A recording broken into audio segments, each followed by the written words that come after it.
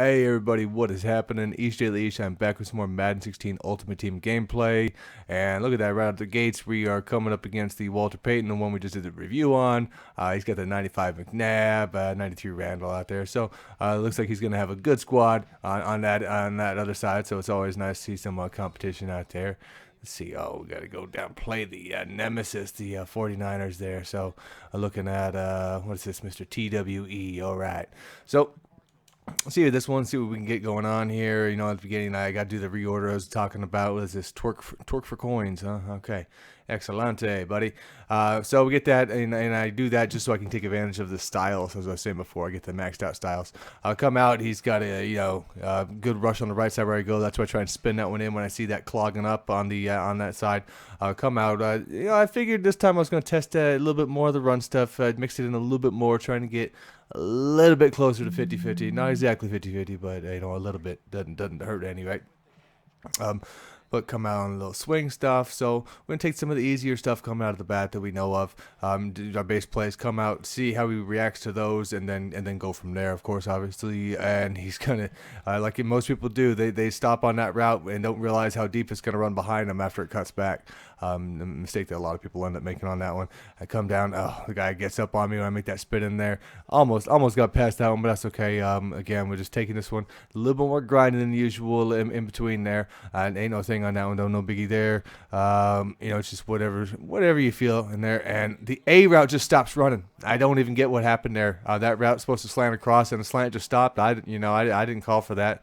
Come down, and luckily I don't fumble the ball. I'm so bad at sliding, man. I gotta get better than that. And we got a free runner up the middle, clogging me up, do all that nice work to get down there below. And this time I had A open early. I don't throw the ball. I have X crossing, and then by then I just ate it. Totally just blew that one. And I should have had a different play up in that one. But again, I missed the open receiver. That happened real early. But that's okay. We come down, got everybody covered, and looks to me like a safety. Somehow the computer doesn't give me that. And we try to send a blitz up the middle. He picks it up, and I don't get back there in time on another guy. So he does get off the goal line. That's all right. We'll come through, and okay. Before we were working on some of our run defense, some of our outside run defense from the last week, and again we are all over these routes, and we got Joey Porter out there knocking that one down, mudholing that guy. As you know, as I was saying in that last update there, we did pick him up and put him in there because I believe he's going to get me great heat. Where I was getting good out of Mac before. So 3rd and 4, simple little route crossing there. His guy doesn't stop running, of course, like mine did, but that's all right. So he's going to come out. He's trying to get Walter going. He's doing what he can to get Walter working. A decent run on the first one. Walter's going to fight for those extra yards on occasion. Even when you get him stopped behind, he doesn't like what's ahead of him. Tries to kick that out, but again, we're doing what we can to stuff those outside runs up, So, and again, he's coming for this one again, 3rd and 2, and we get Tillman, the new Tillman card we picked up, and he just flattens him. So 4th down on his side, he decides to go for that. I got Poe. Do not make the mistake, guys. See how I dive there? There's no reason for that because once he stops to throw the ball, I would have hit him anyway. So it's a bad habit I have on there. But when you're chasing a guy like that, there's no reason to do that dive right there when it's a reach because if he goes to throw it, you're hitting him anyway. He's not going to complete it. One of those things though. Just bad habits I've picked up over time now. See right here, we come down. I'm gonna try and get this nice little route here from Amari, and I do get it. He's not even bumped, and he drops the ball. So that's just what it is. Whatever, So we'll come down, see if we can get something deep on him, and we do go right over the top of the user there. That's okay.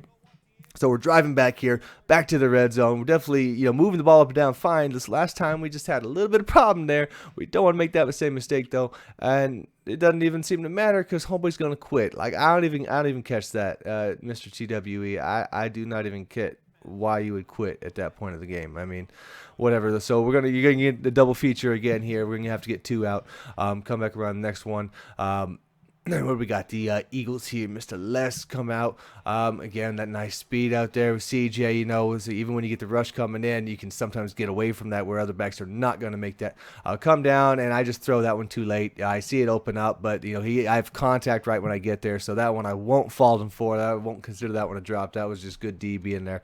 But again, we're going to burn him. We're going to burn him on these wide circles. Eifert on this one here. I've got Graham sometimes running with it if he gets left in by mistake because he has the highest overall if I forget to reorder that.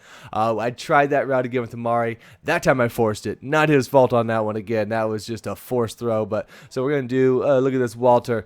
It's just a free Walter, of course, though. That's all they gave me on that one. So, no, nothing to get too excited about. I almost spin behind him on that play, but that's okay. So we'll come back around. We're going to hit the Raider sail. He's floating out towards that, and that's perfectly fine. We've got plenty of other guys out on routes, not just the running back on that one. And I do get that on the Fennerman, who's got a higher catch in traffic, got the big body to block out, but I make a bad, I don't even see read, bad play call. That play, I just got to tell myself, can't run that. When you run an angle out there, when he stops and comes back, and he's got safeties beneath, they're always going to run up and jump that.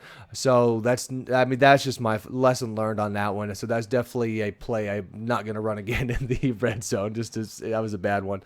You can work an angle route out of there, but typically it's better if you just leave it from the back, leave him in the backfield, let him come out, and then right in front of the line if you've already got the user to vacate that one. But where I put it there was just high risk, I guess. I found out the hard way. So come down here. He's nothing too big. It's just nice, small drive, small, ground little plays and stuff like that. Shutting down the pass good. We got DRC out there, just the 90 captain one, jumping that route. I've been noticing lately it does seem that my man coverage has been guarding these out routes a little bit better. As you see a DRC again, I think he should be picking this ball, but so be it. He's at least making a play on the ball, getting it down. But like I say, when I'm running these outside routes, those outs, the C routes and stuff, I do seem to appear to be getting better coverage as I did before when I'm shading outside there. When I'm actually trying to cover there. Where in the past, when it's like, hey, you shaded outside, didn't even matter. Where it's like all it did was not get burnt as bad, but it was always going to get burnt either way. So there we go, and I'm running one of those angles again on the inside, but that's okay because we got deep safeties on that time. See, that's the difference. When you've got deep safeties, you don't have to worry about someone coming up and jumping that one. But when you're in the red zone, obviously a different case. So come down. We're going to try this under seams again there. And I've got Eifert wide. We get the jump catch, and homeboy drops it. He's not really even being banged or hit or nothing like that. So don't see that. I've got a wide open right there again, but I'm going to wait for the cross because I seen the way that he was bumped on there, and I knew that would open up also since there was no pass rush. So two options on that one in there. It could have went either way. I'm getting that down. He did take an offsides next there, so it got me a little bit closer on the first run there. You see this formation come out. A lot of times you got to watch some option stuff, but again, we've got the man coverage jumping underneath there. Looks pretty good for the most part. He was running more inside routes, and we've got Joey Porter. I don't fall for the play action very often, and you see Porter almost there again, almost another sack down there, and really, like, two guys out there, and homeboy makes the catch. Like, whatever, man. I'm apparently not going to get those breaks today, but, that's okay. That's what we're going to have to deal with on occasion, come down. We're trying to get some run up the middle. That's okay. That's what I was kind of given on some of these formations on occasion. He does get the block there, but we send another guy comes after that. So I do not want to let guy just sit there and pick me apart. I will send some heat on occasion. I try to mix it in there. You do what you can. You just don't want them to be able to know what you're doing every single play. And this time, at least, three guys down there seems to be doing the trick. The two, not so much, but three, apparently we did okay. And again, at the end of the half there, we've got both Joey Porter crashing in and Hayward. So he's getting nothing out of that. And underneath again, so he's doing a good job of staying away from the user, doing good. I've been on those routes pretty well. That one was a good one. He had leverage. He had the inside on that one. So that one, nothing I could have done too much about that. And look at that. I was not, until I see it, a lot of times I'm not calling. I'm not really making the option for, read the quarterback versus running back sort of thing. And again, there we go with the outside route that normally can beat you. But again, DRC jumps that, gets the hand on it underneath. So he's having a real good game out there on that number one. And I try, look at see that move right there. I try to do where I break off. I follow one guy, then break to the middle. I just waited too long to do it. I actually set that up pretty well and for what he was doing, but I took too long to break back. You can see there. But that is normally a good move. We go to one and follow the next guy that you see actually breaking open.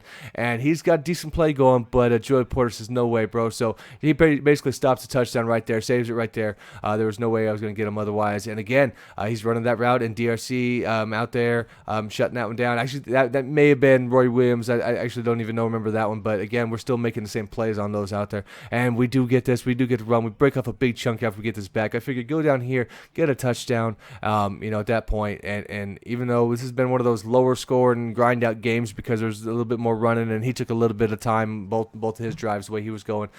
So if we can go down and get another one here, I'm going to feel pretty good that he hasn't shown me yet that he can drive the ball down the field too fast. So come down, and we leave this one wide open again. See if we can get the feet down. We do there. So again, great yardage, and we come out and just watch where the holes open up on that little spin, whatever it takes in there. So we're going to get this one 14-0. That's again moving the ball pretty well. 2 games in a row, I did have a couple little mishaps in the red zone though that cost points, and that can cost you games at times. But it's not going to be perfect every time. Not going to call the right plays every time. That's just how it is, man. That's the point of the game, though, man. That's why you play it there, for those little matchups every time it comes around. So come down again. He's got the ball. He's down by 2 scores, but his offense, he's sticking to his offense. And it's slow. It is slow. It's eating up the clock. It's and it's just little by little getting down. And I've got no worry for that. All I'm worried about is anything big over the top. That's all I'm really trying to prevent. And we got 1-on-1. I get the ball first, and yet he takes the ball from me on the way down. So DRC, they're not too happy with the 2 times he's had chances at the bombs there. Kind of silly, but that time was just 1-on-1. Normally I've got 2 guys up there, but that's whatever, man. Probably wouldn't even matter on that one, apparently. We got Derek Brooks out there. We switch out to the zone real quick. He thinks he has that, but Brooks comes in, gets a hand on that. So 3rd down and goal here. And I see this, and I remember this as a option formation, a double, like a triple option. Normally always goes to the left. If you've got the guy on the right, normally goes to the left. So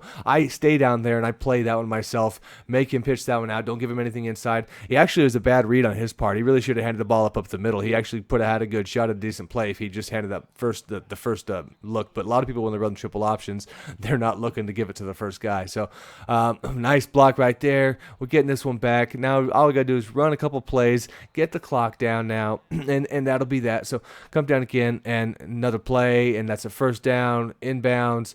He's got timeouts, but don't really matter because the Madden gods are going to do him one better, and as you look at it, the game freezes for me. I know a lot of people have been having this issue since the last update. It's so tiring that again and again, year after year, all the money that we give into EA, and this is what we continually get as a product. You get nothing but freeze games, losses that didn't count. Look at this, I'm 3-1 now. Didn't lose to anybody, but that's what it is, man. That's the game we play. Check y'all later.